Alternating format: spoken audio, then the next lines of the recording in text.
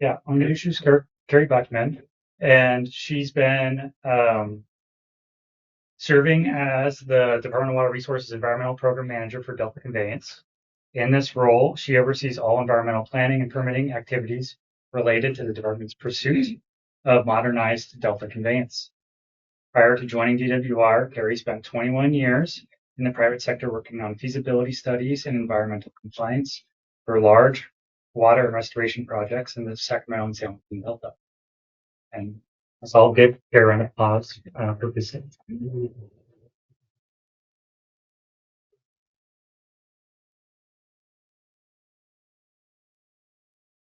I can start talking while Karen Dove does tech.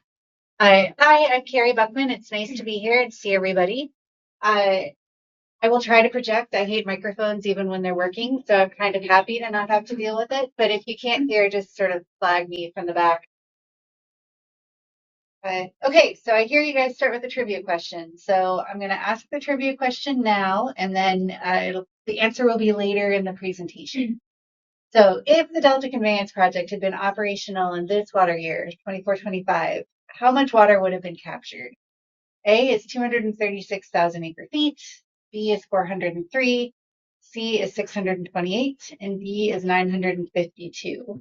For those who might not be acre foot thinkers, we also have some ideas about number of people and number of households, although I'm guessing this is a group that does like acre feet. So,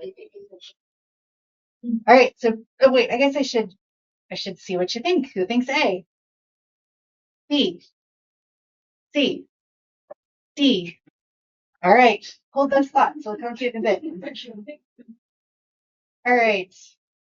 Again, this is I wasn't entirely sure what kind of audience we'd have tonight. I think that this is a pretty water savvy audience, so I'll probably gloss over some slides, but feel free to stop me and ask questions if there are things you want to know more about. So the State Water Project is it feeds much of California water, so it feeds an area that has 27 million people. It also provides irrigation supply for about 750,000 acres of farmland. The GDP of the area is $2.3 trillion. And we hear a lot that if California was its own economy or its own nation, it would be the fifth largest economy. And the State Water Project service area, if it was its own economy, would be the eighth largest economy in the world. So the current water supply is about 2.5 million acre feet average annual for the supplies to urban and agricultural users. But in the future, we know that we're going to have challenges associated with climate change and sea level rise, as well as seismic disruption. Climate models show a lot of different potential futures. There really is a pretty broad range of potential future runoff. It could decrease up to 32% or increase up to 47%. But there are some trends that are pretty consistent across those different projections.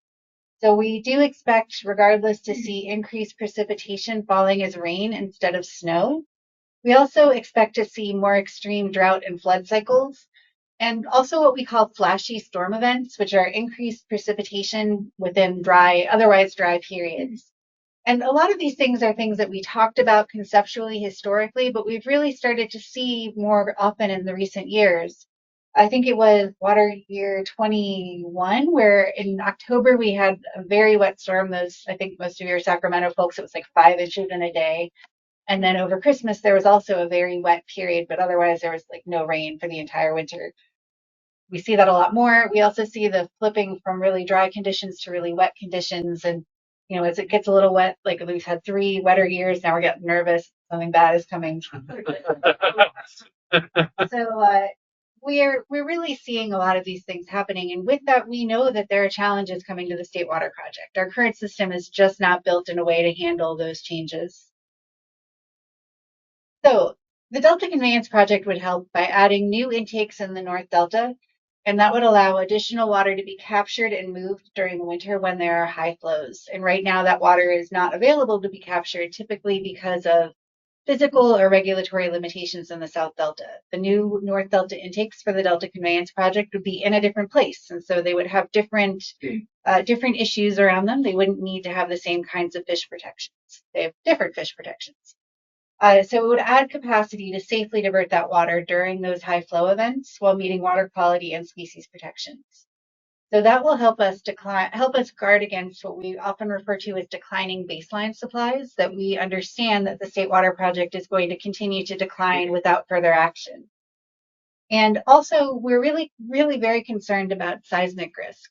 We understand that if there is a seismic event in the Delta, or if there is a non-seismic event levee failure, the salinity intrusion from the bay can cause an outage at Delta pumps that could be a few days to well over a year. So we really want to have a backup supply for those kinds of emergency events. And this sort of provides a little bit more detail to the declining baseline. So if you look at the 2020 average supplies, that's about the 2.56 million acre feet I was talking about. And if we do nothing, modeling shows that by 2070, we're going to look at about 1.99 million acre feet. So we're looking at a decline of over 500,000 acre feet. In 2070, if we look at how much Delta Conveyance could add back to the system, it's about 400,000 acres. So Delta Conveyance doesn't fix the problem of the declining baseline, but it makes a pretty big dent. It really helps secure water supplies into the future. So this is where we answer the trivia question. So for those that said A was actually from water year 2022. That was a very, very dry year, as I mentioned earlier, but we did have a couple of very wet events during that year. And if we had been able to capture water around those wet events, we would have been able to capture about 236,000 acre feet. To give some perspective, that was a 5% allocation year for the State Water Project. This would have allowed about an additional 5%. So would have been incredibly important in a really critically dry year. 2023 was sort of the opposite condition. It was a very, very wet year. And Delta Conveyance actually isn't able to capture as much during wet years because there isn't the capacity under our water rates and there isn't anywhere to put it. So it would have been able to capture a little bit less than under the dry conditions in 23. However, 24 and 25, really, we would have been able to capture a lot. So those who guessed D, you got it. This year, we would have been able to capture about 952,000 acre feet. And for reference, nearly 10 million people for a year. The greater Sacramento area, like Sacramento, including Folsom and Roseville, the surrounding areas, is a little under 2.5 million people. So 10 million people is a pretty substantial amount. Last year, I think we really saw how helpful the Delta Conveyance Project would have been. We had steelhead collected in the South Delta, so we had above normal water conditions, but we were pretty limited in our ability to capture that in the South Delta. We had a series of overlapping regulations that were governing State Water Project operations that were much more limiting than we expect and much more limiting than typical years. So having an alternate point of diversion, having that flexibility would have provided a really significant benefit. And in fact, much larger than we often assess in our modeling, because modeling doesn't look at those kinds of unusual outliers of conditions, but they still happen a lot. They're just hard to predict exactly how they're happening. So what is the Delta Conveyance Project? We have selected the Bethany Reservoir alignment, which is a pretty different project from past iterations of the Delta Conveyance efforts. It would be a 6,000 CFS project with two 3,000 CFS intakes just north and just south of the town of Hood.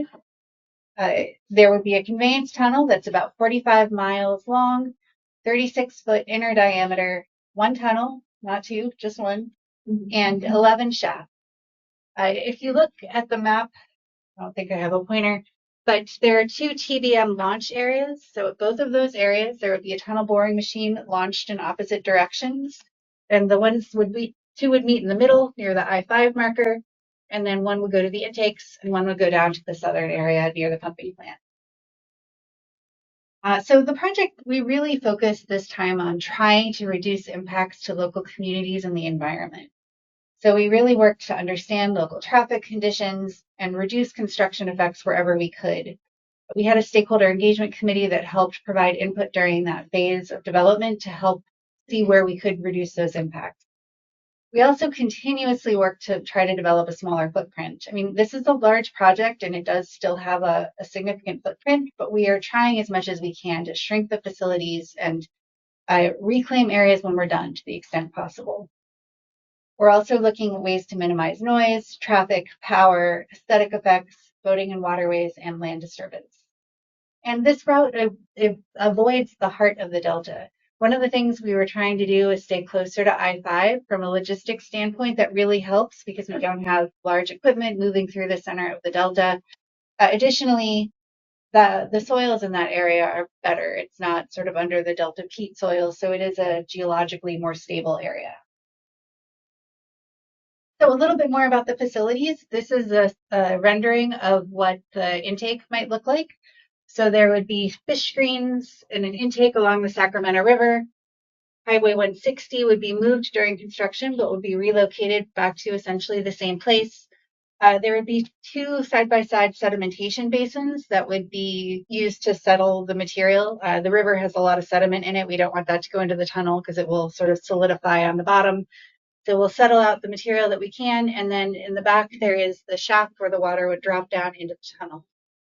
Then there are sediment drying basins on either side. Those are to, during the summer or during the winter, we would often remove during the summer, we'll remove the sediment, dry it in the sediment drying basins, and truck it off, assuming that it passes quality tests. So then the tunnel itself, there are a number of different components. There's the launch shaft. I pointed those out on the other figure. That's where the tunnel boring machine will be lowered into the tunnel. And it's lowered down in segments. So it's sort of lowered down and then a little bit moves forward and then a next piece and it's assembled. There are also maintenance shafts, and those are about 70 foot in diameter, and they provide access. It's every 4 to 6 miles so that there can be maintenance done not at pressure. You know, the tunnel is under a lot of pressure. It's about 100 to 140 feet below ground. Scuba divers understand there's quite a bit of water pressure. So having a maintenance shaft that is open air pressure allows other kinds of maintenance. Although recent tunnel boring machines have been advanced to the point that a lot of maintenance can be done under pressure. And then the maintenance shaft or the reception shaft is at the end of each drive. Each drive varies from about 10 to 15 miles. Tunnel boring machine moves about 2 miles a year. So these are 7 to 8 years for some of these tunnels. This is what the tunnel boring machine looks like. It is an earth pressure balance machine. And the idea is that there is pressure on the face and the cutter tool is prepared for that earth pressure. So this is, I will say, whenever we do presentations, everyone is always fascinated by the tunnel boring machine. It's pretty interesting. There is, like I mentioned the pressure earlier, there is actually a depressurization chamber in it so that if people need to go out and do maintenance, they can depressurize. But people will be working down here. There is, it's kept at surface pressure inside of the tunnel boring machine so that people can work.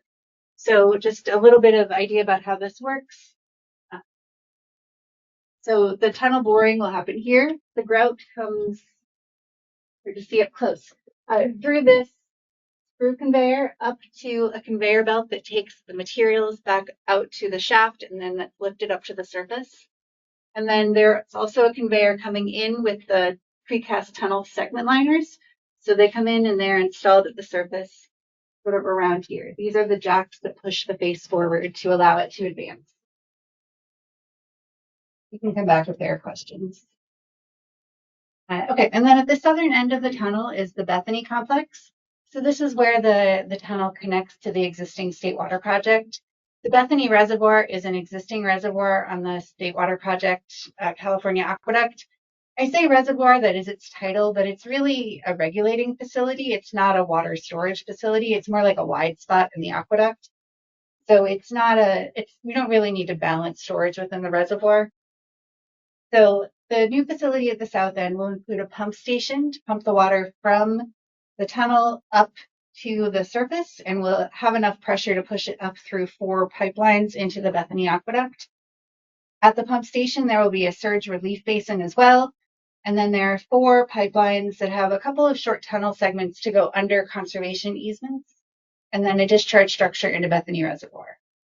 And for people who may have followed California Water Fix or previous iterations, this piece is different. We didn't come to Bethany in the last iteration. There was a new southern forebay that was adjacent to Clifton Court forebay, and that had a series of other effects. It was about 1,000-acre facility. It had a fair amount of effects on wetlands and waters because it had an emergency spillway into Indian Slough. So by avoiding that, we really were able to reduce effects to waters, wetlands and waters, and cultural resources, as well as a fair amount of land use impacts.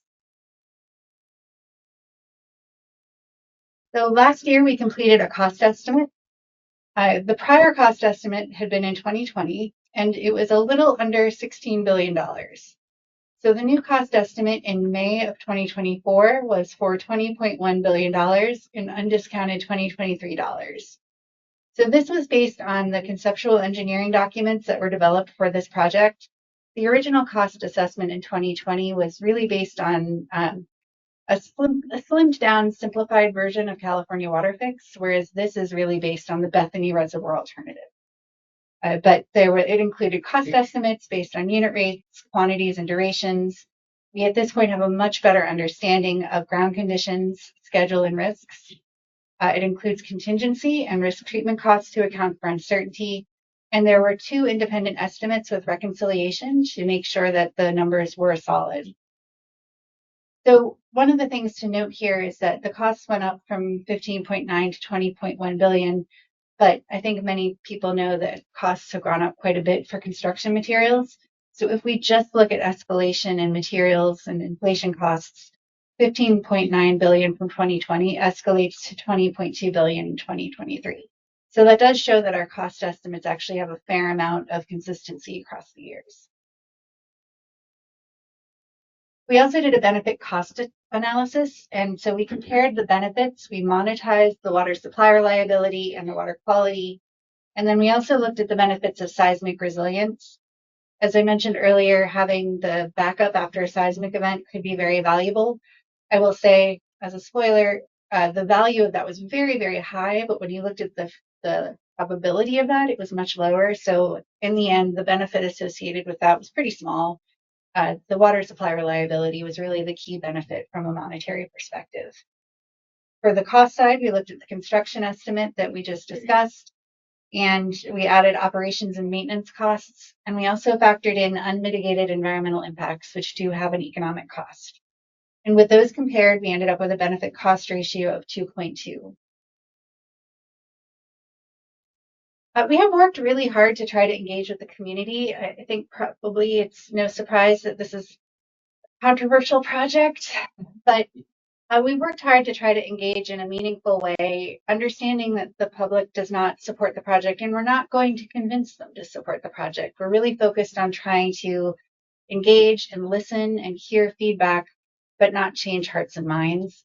So we focused a lot on environmental justice outreach. So we talked to statewide experts about the best ways to engage with environmental justice communities, and we've been incorporating those.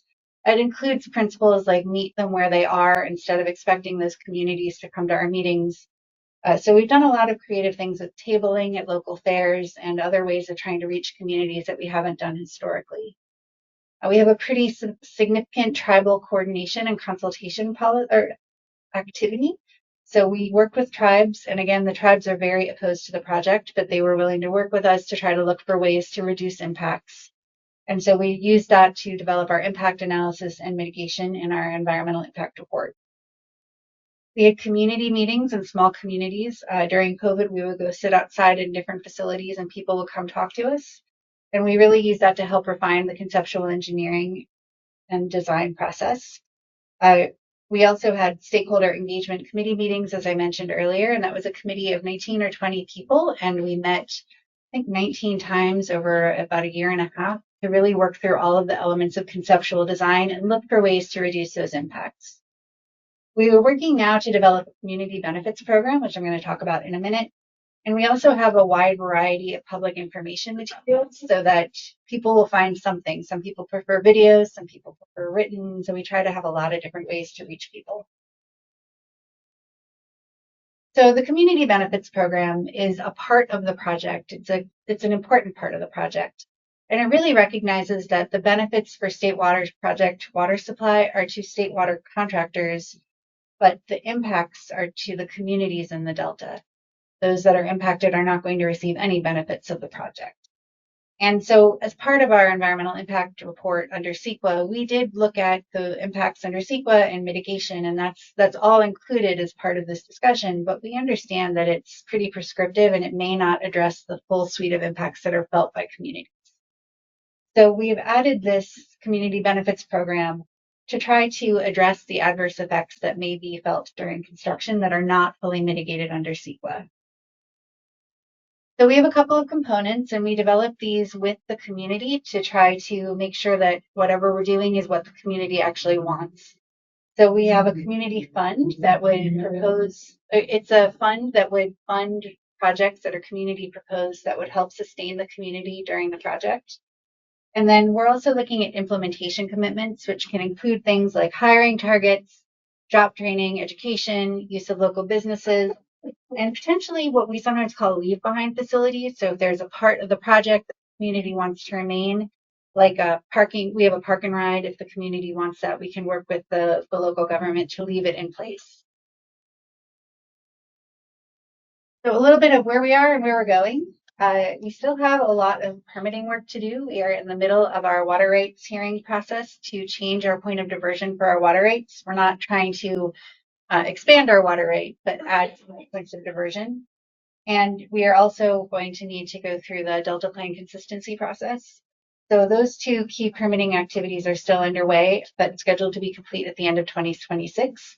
And after that, all of the water agencies that would participate, this is an opt-in project, so they need to decide to participate. So far, they've voted regularly to fund the planning efforts.